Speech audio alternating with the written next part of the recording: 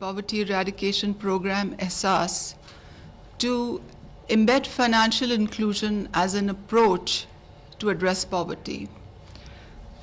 We're very honored by the presence of Her Majesty Queen Maxima. You continue to inspire us all with the manner and the professionalism and the passion with which you promote financial inclusion worldwide. Thank you so much for that. As you all know, financial inclusion within Pakistan is the mandate of the State Bank of Pakistan. The Governor State Bank is the lead on financial inclusion. We have a national financial inclusion strategy in place. There are institutional arrangements in place. There's a council that is operating. There are clear metrics and responsibilities of various agencies.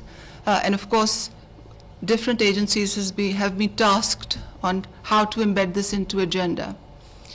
As far as poverty alleviation is concerned, we have made a decision in principle to use financial inclusion as one of the approaches to poverty alleviation under our new program, Ehsaas. Ehsaas is the Urdu word for empathy, empathy for the disadvantaged. This is a word that was coined by the Prime Minister. He leads the program himself. This is a multi-component, multi-sectoral initiative, an initiative which regards the private sector as an equal partner. And this initiative has a number of different components. It is aimed at plugging in welfare into the work plan of all our ministries and departments and provincial governments. And its aim is to lift the disadvantaged people. It focuses on caring for those who've been left behind from the mainstream. And I have to tell you that this is not just an academic exercise. This happens in letter and spirit. We're just coming out of a 5-hour cabinet meeting, and each cabinet meeting, the Prime Minister commences each cabinet meeting by asking each one of us what we have done in public interest and how we've embedded that in the scope. By asking each one of us what we have done in public interest and how we've embedded that in the scope of our ministries. So the government is genuinely, under the leadership of the Prime Minister, very serious about public interest initiatives and has structured into a multi-component program called Ehsaas, which we are aggressively rolling out and which we are monitoring very actively. To give you a sense of how seriously we take financial inclusion within the framework of Ehsaas, let me recall that one of the 5 time-bound, outcome-based, quantifiable goals of Ehsaas center on financial inclusion. In specific terms, we've committed to financially including 7 million individuals, 90% of whom are going to be women. And in terms of initiatives, there are 3 initiatives that focus on financial inclusion within the framework of Ehsaas. The first one is the One Woman, One Bank Account policy. The second one is bank accounts for the informal labor. And the third one is access to credit for those at the bottom of the pyramid. So let me give you a very brief sense of where we stand today and what the vision is for the future. So in terms of the One Woman, One Bank Account initiative, previously the government of Pakistan used to give quarterly cash stipends to 5.7 million women. This program of the government has undergone various stages of reform, starting from governance to its operations to programmatic reform. And one of the programmatic elements of reform center on changing it from just a social protection program to a program that marries together social protection and financial and digital inclusion objectives. This is predicated on the understanding that when women have better access to savings and to other financial products, they will be significantly empowered, and this will help them to graduate out of poverty. In terms of implementation, we are all set. We have successfully concluded a 10-month-long process of procurement. This procurement has involved the procurement of a state-of-the-art new digital banking system, digital payment system, and 2 private sector partners have been brought on board through a competitive process, and I am very pleased to see them in the room today. In terms of the new contract with, which have allowed us to structure this payment system, there's a triple bottom line that is going to be impacted. This new digital payment system is going to be very empowering for beneficiary women, and we have aligned ourselves with the D3 criteria, which you, Your Majesty, are a strong advocate of and champion. So women will have more choice, they will be more aware, the payments will be more timely, they will be more transparent, and that's one attribute. The second attribute is for the government of Pakistan, because as per the new contractual arrangements and the payment system, the government will significantly plug leakages and pilferages from the system, and just this year we will accrue a benefit of 2 billion in savings in terms of operational costs alone. And of course we're going to try to quantify the magnitude of the benefits in terms of pilferages. And thirdly, it is the public-private dimension that is very exciting, because just after we were able to do our procurement, we saw that the private sector partners were really ahead of us in terms of planning the financial products, in terms of reaching out to these beneficiary women. So there's a whole sea change in terms of the programmatic construct of this program, and I really want to thank the Prime Minister for his leadership and for the support that he provided to us during the course of these very difficult procurements that we have done over the last 10 months, and of course my teams I'm very proud of in this regard. We realize within Ehsaas that just bank accounts and saving products are not enough if we put the financial inclusion lens, and therefore there are a number of different enablers that have been embedded to develop the entire ecosystem in order for us to graduate poor individuals out of poverty. One of the enablers is handsets, because in our previous experience in Punjab, we realized that digital finance farmers, the construct of the program is very good, but the cost of handsets was very prohibitive. So we're working with the Ministry of Telecom to examine how we can overcome that gap. And we will, of course, be reaching out to your office and to the Gates Foundation, who are technically supporting us in this initiative, for specific technical guidance from GSMA on how to ensure that we have affordable handsets available, including those handsets where you can have QR codes and apps on feature phones. The second enabler for us is connectivity, because this entire reform and change would be meaningless if we did not work on that front. And to that end, the 2 things that I'd like to mention in particular were, firstly, the Prime Minister has approved the creation, the transformation of our 500 field offices into digital hubs, work on which is currently underway. And secondly, we're working with the Universal Service Fund, which is the government of Pakistan's entity which collects levies from cell phone transactions, pools them into a fund, and then uses those levies to enhance broadband connectivity in the far-flung areas. Thirdly, of course, we will be working very closely with the Governor State Bank to ensure that the financial literacy interventions, there's a synergy between the general financial literacy interventions and the ones that are envisaged in Ehsaas. And of course, let me not forget to mention that we are very closely in touch with our private sector partners, because we realize that in the space of microfinance, in the space of commercial banking, there are a number of artificial intelligence enabled innovations in fintech which will be extremely beneficial for building value chains. I'd also like to mention here that another initiative of Ehsaas focuses explicitly on the creation of rural value chains for enterprise development. So I'm sure you'd appreciate that there's a lot of joining of the dots here. We layer up the effort that we are around the National Socioeconomic Survey, which, as many of you are aware, is Pakistan's first geospatially tagged survey, and the possibilities for using artificial intelligence and marrying it with digital financial inclusion are immense. So this is the first bucket of interventions that we are doing around the One Woman, One Bank Account initiative and the Rural Enterprise Development Initiative, both of which are mutually synergistic. That's the first part of the three prongs that I was talking about. In terms of the other two, I'm not going to take this long. I'll be very brief. The second part of the transformation, the financial inclusion transformation in Ehsaas, centers on giving informal workers bank accounts.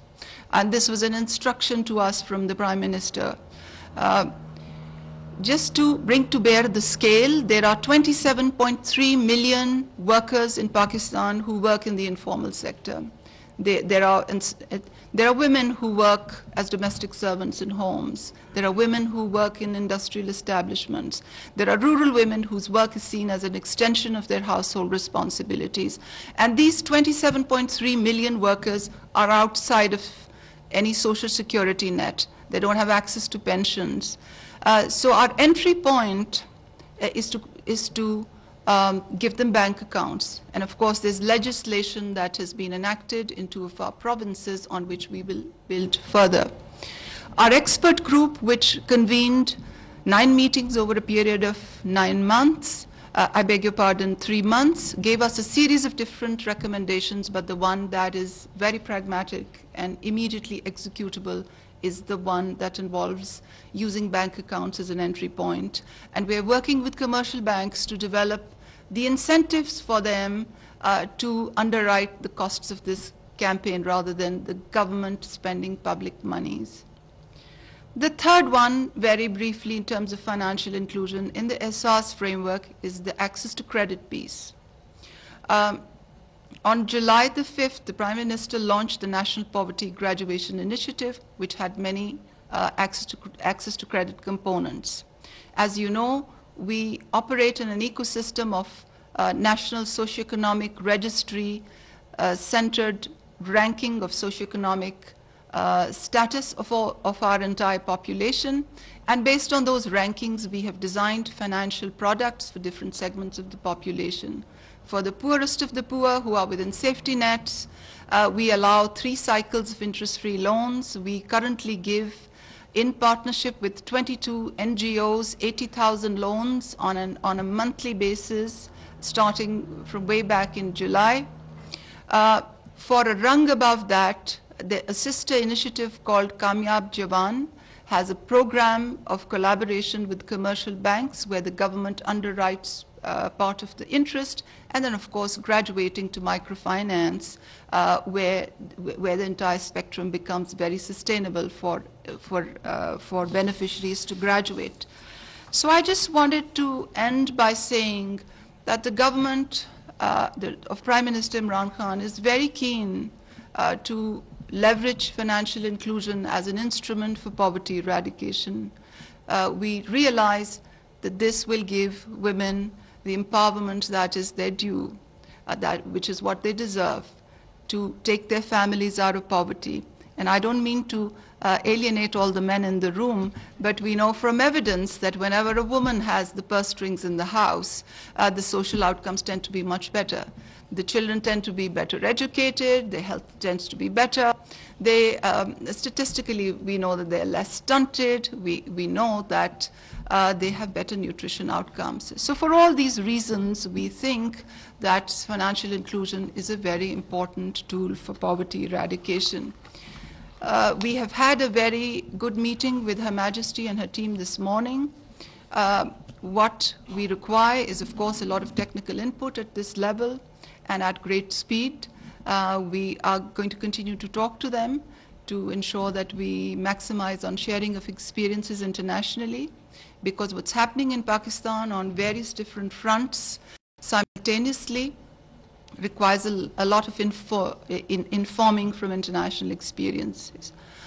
I also want to say in the end that what we are doing in Ehsaas with regard to financial inclusion is one aspect of a very large ecosystem.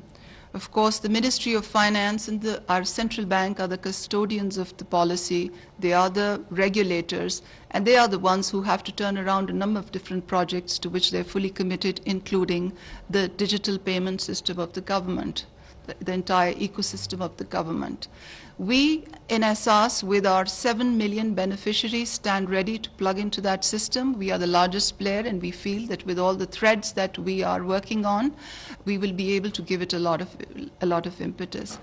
Thank you once again, Your Majesty, for being here with us, and we look forward to continue to draw on your support. Thank you.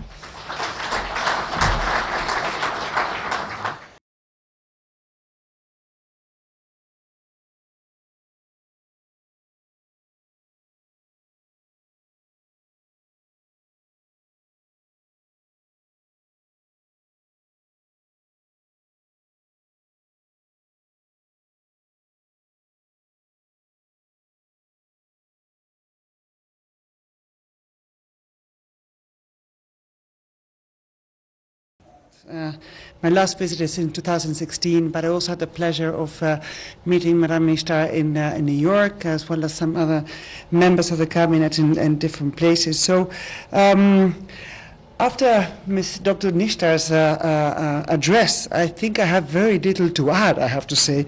You were very complete, and it was all music to my ears. Sometimes I ask myself, I have a wonderful ambassador, and many of the cabinet members have wonderful ambassadors, and so probably my presence is not really necessary. But still, I think that's something, the launch of this Ehsaas financial inclusion strategy, and particularly the strong focus on the kifalat, is really a very good follow-up on the 2015 strategy, and it makes me very happy to see that this issue is getting once again really strong attention from the government. Financial inclusion was already said before, but sort of financial inclusion matters not because it's an end in itself. It's really because it's a means to create jobs, to take part in an increasingly digital economy, to protect oneself against sickness, a drought, or an accident, to build up a business, to give education to your children and to nourish your children. It also helps to empower women and increase income and, above all, productivity for the economy. So this is beneficial for individuals, families, communities, and for all of Pakistan. What is the situation today? Today, only 21% of adults in Pakistan have access to formal financial services, either through a traditional bank or branches banking, according to the latest FINDEX. This is an increase. In 2014, we had 13%, but we need to do a lot more. Also, if you look a little bit more in the figures, we see that the gender gap is also increased. Today, 35% of men have a bank account, while only 7% of women have a bank account. So clearly, we need to give more attention to this issue. Also, the poorest, 40% of the poorest actually only have 15% of them actually have a bank account. So we clearly have to give a little attention to this issue, and that's why the Ehsaas is very important. But more than a strategy, we need to now implement. And this is really very important. We are now all aware that technology holds really the strongest promise to make financial inclusion a reality. It will allow us to do this cheaper, faster, and above all, more customer-centric. Technology is putting customer needs at the center. And this would not only grow access of somebody having a bank account, but above all, it would actually increase the usage of the system. Today, we have a lot of people that do have a bank account or have a branches bank account, but don't really use it because it's not really catered to their needs. So this would be a very important issue, to be customer-centric. And this would be sometimes bank-led, and sometimes by new entrants coming from the e-commerce, and sometimes from service delivery systems. So the diversity of the type of financial institutions will be key going forward. Now, to make this all a reality, we need connectivity across the board in the whole country. We need smartphones not just feature phones. Sometimes long time ago, we would actually see that, smartphone was a luxury item for a woman that is far away and sometimes cannot leave a house and has to sell products. Having a smartphone is not a luxury, it's like a link to the world. We need interoperability, not only among the mobile phone operators, but between the different payment systems. We need a retail payment system that is affordable to all players. We need affordable KYC and clear KYC processes.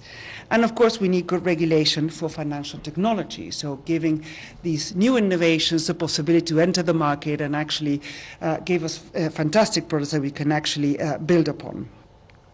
And in the case of women, we need to work even further on the issues of connectivity, given that they have less connectivity. Today, 33% of women have a mobile phone compared to 73% of men. And 45% of women who do not own a mobile phone reported that they were not permitted to own one by family members. So if we want to include women in the financial system, we really have to connect them.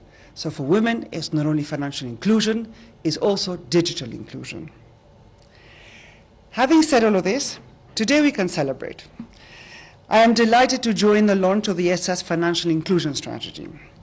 This strategy aims to ensure that the vital poverty alleviation support that the Benazir Income Support Program brings to over 6 million women also supports their own financial inclusion. Starting in 2020, all the beneficiaries will receive a regular bank account on which they can transact. As a tagline for this approach, and you also mentioned, is one woman, one bank account. I think it's formidable. It is also pleasing to see an overall financial inclusion strategy for Ehsaas. The goals that you just mentioned of prioritizing banking, of informal workers, accelerating access to credit, and creating digital platforms to support access to nano loans are all extremely important. Let me congratulate Dr. Nishta on all her efforts. And when she mentions 10 months of procurement, I really know how hard it is to get the details. I mean, sometimes we speak about these big programs, but getting the details is really extremely important to get them right. But I do hope that she's aware that this is just the beginning. We have many more women to go. So we need to get creative, and we need to listen to women's needs, and we have to work together. And lastly, I'd like to thank the Prime Minister, who is here today, for showing his support for financial inclusion as a key priority for driving Pakistan's economic and social development. I think your leadership, Mr. Prime Minister, will be key in coordinating, implementing all of these efforts, but also incentivizing and pushing your different departments and the private sector, not to forget, to actually make this a reality to all Pakistanis and all the enterprises that you have in your country. My partners, the World Bank, Gates Foundation, IMF, and many others are here ready, and the UN system, of course, prepared and ready to help you and support you in this very exciting road that we hope that will not take too long. I thank you very much, and I commend you for your efforts. Ladies and gentlemen,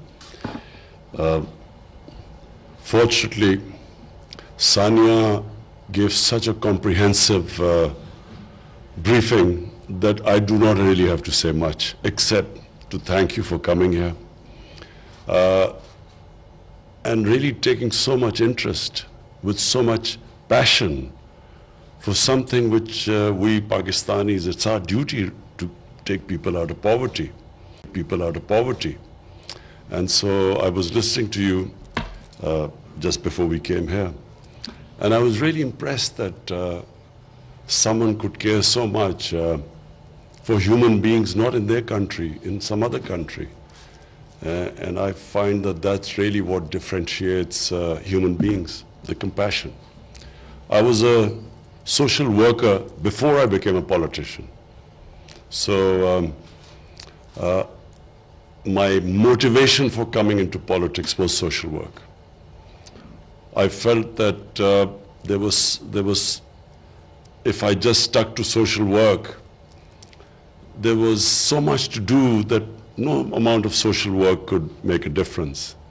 It's only if you came into government and built a welfare state, that's the only way you can really help the people in your country, the underprivileged people in your country. And hence I came into politics. I was inspired by our Prophet, peace be upon him, who set up the first welfare state in the history of mankind. It was the state he set up in Medina was based on principles of compassion and justice. And the state decided to take the responsibility of the weaker section of the society. So the first time a state took responsibility of orphans, or widows, of the poor people, of handicapped, and pensions were introduced first time in that state. So for the old people. And so as a Muslim, we are told in the holy book by the Almighty, the divine book, that we have to follow the example of our Prophet, peace be upon him. And hence, my motivation for coming into politics, to build a welfare state in Pakistan. And so this program of Ehsaas, which basically means care and compassion, this program which you see, and which I must compliment Sania, because she has done really hard work, comprehensive, the way she has gone in fine details to set up these various initiatives under the heading of Ehsaas. And this, of course, financial inclusion is the core of the Ehsaas program, because unfortunately this trend in the world where the poor get poorer and the rich get richer, the poor countries get poorer and the richer countries get richer, the gap keeps increasing. I find that it is inhuman. I find it's inhuman that the statistics I read, I think it was one of the UN bodies which came up with these statistics, that 60 odd people own as much wealth as about 3 billion people on this earth. So there has to be something wrong with that system, which creates this inequality where people have such money which they will never be able to, if they lived 5 lifetimes, they would not be able to spend it. And yet on the other side you have poverty. And I also feel that this greed in the universe, where you have the rich wanting to avoid taxes, so have their offshore accounts and these tax havens, and would do anything not to be part of, not to pay their dues so that you can lift people out of poverty, as what China has done. What China has done is remarkable. I mean, they have taken out almost 700 million people out of poverty in 30 years. Never done in human history. So this idea where the rich want to get richer and this greed, it is the biggest curse of this planet. All the problems which our Earth faces, global warming, this environmental degradation, all of them, the root cause is greed, where it's never enough. I mean, you can make as much money as you want, but the level of greed is always going to make you want more. And so you have this strange phenomena on this earth where you have people now getting into these boats, risking their lives to get to the land of milk and honey, where people want to get away from poverty. So I feel that, yes, in our country we will be trying our best, not because of votes, because it's my belief that it's not a civilized society where you have such poverty, where sections of your society are deprived of their daily needs, and the rich just want more and more money and don't pay their taxes. So this is a real, what we have, my government has decided that we will be the first government that is going to, all our policies will be to lift people out of poverty. So whatever we do, our economic policies, our agriculture policy, whatever policies we make, the bottom line will be how does it help the poor people, as opposed to the elitist policies we've had in the past where policies are only made for a small elite society. So our education system is only for a tiny elite class. You have three-tier education systems. So one is for the small elite class which has this privileged education. Then you have the government school education which is for the poorer section. And then right at the bottom, you have these dini madrasas which are religious schools which cater for the poorest of the poor. So we have a three-tier system. So the poor, the bottom two, do not get good jobs. So the society only caters for the elite. The hospitals are for the elite. Taxes, poor people, common people pay taxes because most of our taxes come from indirect taxes. The rich hardly pay taxes.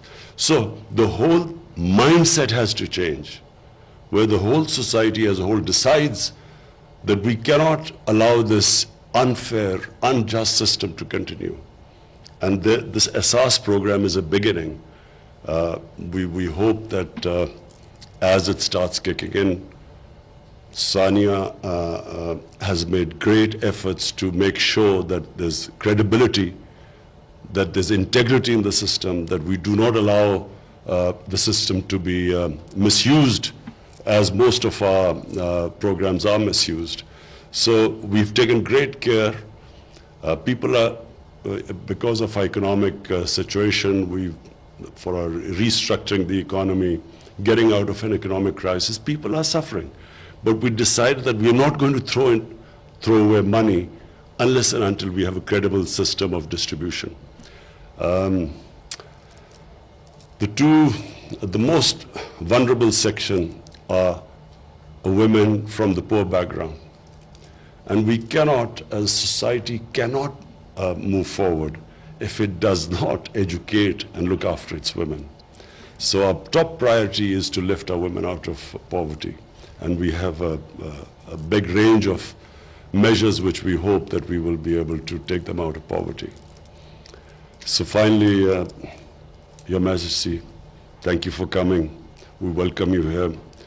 We hope you will come back, and we value the concern you show for our country.